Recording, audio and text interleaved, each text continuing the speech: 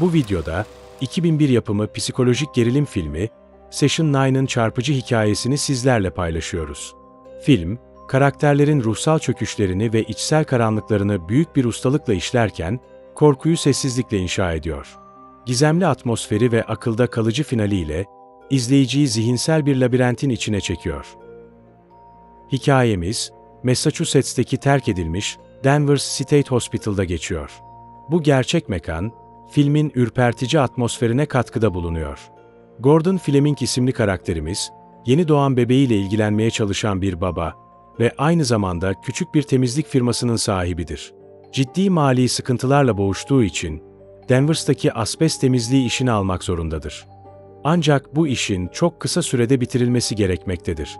Gordon, işin zorluğunu ve sürenin kısıtlılığını bildiği için güvendiği ekibini toplar. Ekibin başında, sessiz ve içine kapanık ama işinde oldukça deneyimli olan Phil vardır. Phil, ekipteki herkes tarafından saygı duyulan bir figürdür. Mike ise geçmişte hukuk eğitimi almış. Ancak bu yolu yarıda bırakıp daha sade bir hayata yönelmiş entelektüel biridir. Kitaplara olan düşkünlüğü ve zekasıyla dikkat çeker. Gordon'ın yeğeni olan Jeff, gençtir ve ciddi bir karanlık fobisi vardır. Bu da onun bina içinde rahat hareket etmesini engeller. Hank ise enerjik ve neşeli tavırlarıyla dikkat çeker. Ancak aynı zamanda fırsatçıdır ve kısa yoldan para kazanmanın yollarını arar. Ekipteki ilişkiler yüzeyde profesyonel görünse de alttan alta bazı gerilimler vardır.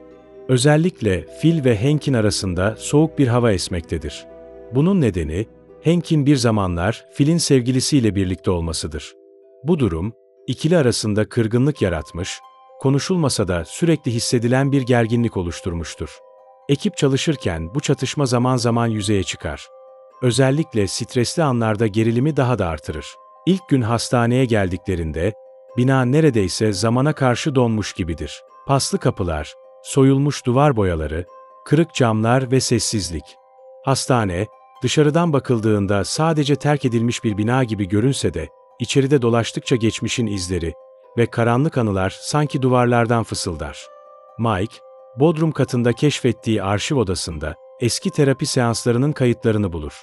Kasetlerde, Mary Hobbs adında bir hastanın ses kayıtları yer almaktadır.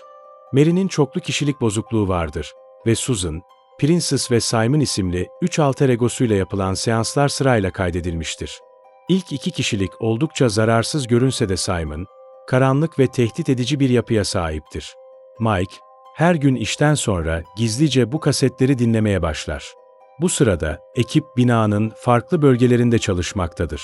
Jeff'in karanlık korkusu nedeniyle hep aydınlık yerlerde kalması gerekir. Hank ise binanın içinde değerli bir şeyler bulmayı umarak gece vakti gizlice geri döner. Alt katlarda bazı mücevherler ya da tarihi eşyalar ararken bir anda iz bırakmadan ortadan kaybolur. Ertesi sabah işe gelmemesiyle birlikte Gordon onun çekip gittiğini düşünür. Ancak izleyici olarak bunun böyle olmadığını sezmemiz uzun sürmez. Jeff, Hank'i koridorlarda görür gibi olur. Fakat gördüğü şey gerçek midir? Hayal mi? Anlayamayız. Bu andan itibaren film daha da paranoyak bir havaya bürünür. Jeff'in karanlık korkusu giderek artar. Sesler, gölgeler ve belirsiz figürlerle izleyicinin tüylerini diken diken eden sahneler çoğalır. Gordon'ın davranışları da değişmeye başlar. Arada bir karısıyla yaptığı konuşmalardan kesitler duyarız. Ancak telefonun diğer ucunda gerçekten biri var mıdır bilinmez. Bu konuşmalar, giderek Gordon'ın zihin sağlığını kaybetmekte olduğunu hissettirir.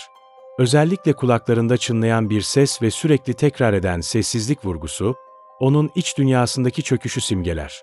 Mike, terapist ile Simon arasındaki son kaydı dinlediğinde, kasetin sonuna doğru Mary'nin ses tonu değişir ve Simon devreye girer.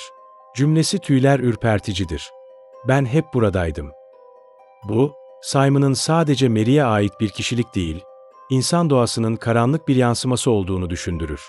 Bir yandan da Jeff, bodrumda korkuyla dolaşırken bilinç bulanıklığı yaşamaya başlar. Flulaşan sahneler, ani ses efektleri ve Jeff'in korkuyla çığlık atması, seyirciyi de karakterle birlikte boğar. Sonunda Jeff de ortadan kaybolur.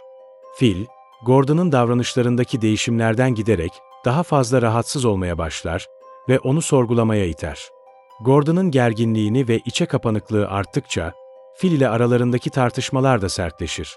İş ortamı artık tamamen huzursuz hale gelir. Bu psikolojik gerilim, geçmişe dair sahnelerle daha da derinleşir. Flashbackler aracılığıyla, Gordon'ın evinde yaşadığı travmaları parça parça görmeye başlarız. Bebeğinin sürekli ağlaması, eşinin ilgisizliği ve ekonomik baskıların birikmesi Gordon'ın zihninde büyük bir çöküntü yaratmıştır. Bu stres patlama noktasına ulaşır ve bir gece, kontrolünü tamamen kaybederek karısını, bebeğini ve köpeğini öldürür. Ancak zihni bu korkunç gerçeği bastırmıştır. Yaşadıklarının bilincinde değildir. Bu olay, film boyunca izlediğimiz Gordon'ın psikolojik çöküşünü anlamamıza temel oluşturur. Bu esnada filmde sürekli hissettirilen ama somut olarak hiç görünmeyen bir figür olan Simon'ın varlığı da artar. Simon, gerçek bir varlık değil. Gordon'ın bastırdığı, yüzleşemediği karanlık benliğinin bir tezahürüdür. Mary Hobbs'un çoklu kişiliklerinden biri olan Simon'ın temsil ettiği karanlık dürtü, artık Gordon'ın da zihnine nüfuz etmiştir. Simon, içimizdeki karanlığın sesi gibidir. Bastırılmış öfkenin, inkarın ve suçluluk duygusunun yankısı. Filmin son sahnelerinde Gordon, yaşadığı kabusun gerçekliğini yavaş yavaş fark etmeye başlar.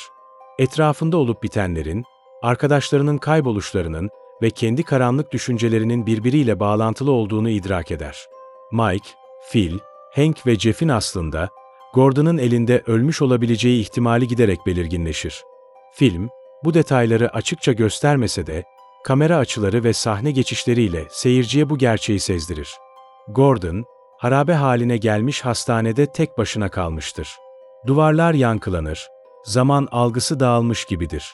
Tam bu noktada, film boyunca Mary Hobbs'un kasetlerinden duyduğumuz ses, Simon'ın sesi tekrar belirir. Zayıf olanı seçerim. Bu cümle, Simon'ın aslında sadece Mary'nin değil, aynı zamanda Gordon'ın içinde de var olan karanlık bir yön olduğunu kesinleştirir. Simon burada metaforik bir figürdür. Bastırılmış öfkenin, travmanın ve akıl sağlığındaki kırılmanın kişileştirilmiş halidir. Zayıf olanı seçmesi, ruhsal olarak en kırılgan bireyin bu karanlık tarafından ele geçirilmesi anlamına gelir. Filmin finali, bir yüzleşmeden çok, içsel bir çöküşün sessizliğinde son bulur.